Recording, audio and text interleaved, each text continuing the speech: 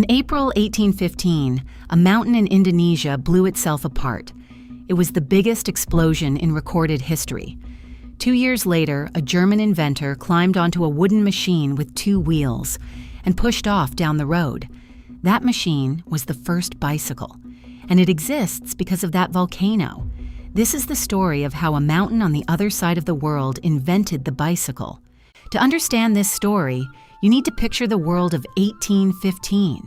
No cars, no trains yet, not really.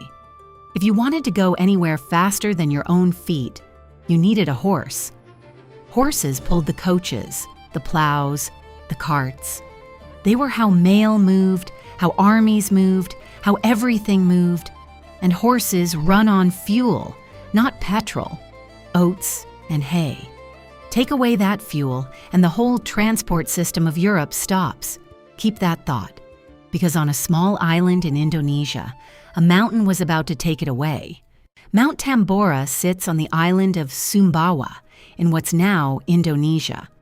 For 1,000 years, it had been quiet. On the 5th of April, 1815, it started to rumble. Explosions so loud that soldiers hundreds of kilometers away thought they were hearing cannon fire. Then, on the 10th of April, the mountain let go. It was the biggest eruption in recorded human history. The blast tore over a kilometer off the top of the mountain. Ash rained down for days. Whole villages disappeared. At least 70,000 people died. Some historians say close to 100,000. But the deadliest part of this eruption wasn't the blast. It was what the mountain threw into the sky. Tambora launched millions of tons of sulfur gas straight into the upper atmosphere, far above the weather, above the clouds. Up there, that gas turned into a haze of tiny droplets, and that haze did something simple and terrifying. It bounced sunlight back into space.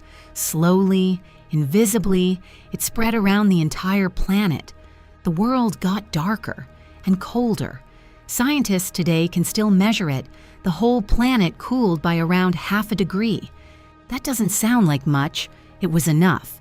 People noticed strange things. Sunsets turned blood red and stayed that way for years. But the real damage was only beginning. 1816 arrived, and summer didn't.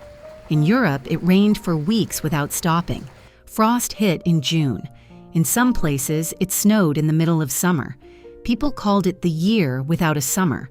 Crops drowned in the fields or froze before they could ripen. Wheat failed. Potatoes rotted. Food prices exploded and famine spread across Europe. There were bread riots. It became Europe's worst food crisis in decades. And here's the thing, nobody knew why. Nobody connected the freezing rain in Germany to a mountain in Indonesia. They just knew the sky had turned against them. Here's the link most people miss. The crops that failed didn't just feed people. They fed horses. Oats and hay, the fuel of the entire transport system, became scarce and brutally expensive. Families who could barely feed themselves couldn't feed a horse that eats 10 times as much. So across the German lands, horses starved. Many were slaughtered, simply because keeping them alive cost too much. And remember, no horse meant no transport, no way to move goods, no way to travel, no way to run a farm. Europe needed a way to move without a horse. And in the German state of Baden, one man was thinking about exactly that. His name was Karl Drais, a baron, a forestry official, and a restless inventor. He'd already experimented with human-powered wagons. Most of his ideas went nowhere. But Drais lived right in the middle of the famine. He watched feed prices soar and horses vanish from the roads. His biographer argues that this was the spark, that watching horses starve is what pushed Drais to ask a strange question.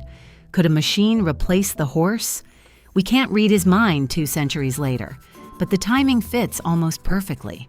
Drais's idea broke the rules of common sense. 2 wheels, not side by side, but one behind the other.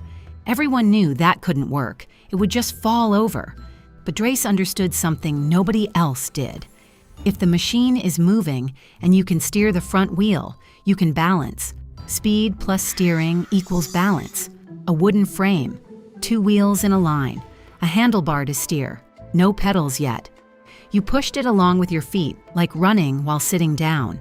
He called it the running machine. June 12, 1817, Mannheim, Germany.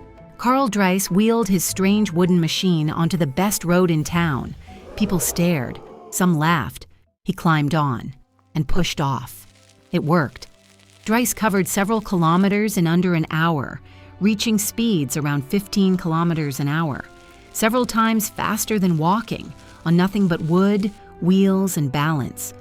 For the first time in history, a human being moved that fast under their own power, on a machine. The horse had a rival. The bicycle was born. Drais patented his running machine, and it spread fast. Within 2 years, copies were rolling through London and Paris. The English called it the dandy horse, because fashionable young men couldn't get enough of it. The fad faded as fads do, but the idea didn't. The template was set.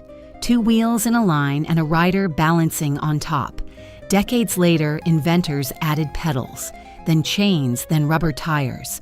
Every bicycle on Earth is a descendant of the machine Karl Drais built in the shadow of a famine. So, did a volcano really invent the bicycle? The mountain didn't draw the blueprints. A clever, stubborn man did that. But history isn't just about inventors. It's about the pressure that makes invention necessary. No eruption, no famine, no dying horses. No dying horses. And maybe Karl Drais never asks the question at all. The next time you see someone ride past on a bike, remember, you might be looking at the last ripple of an explosion from 1815. Think you know 2 events that are secretly connected? Drop them below. The most liked comment gets the next video. And if stories like this are your thing, like the video and subscribe. There's a lot more history where this came from.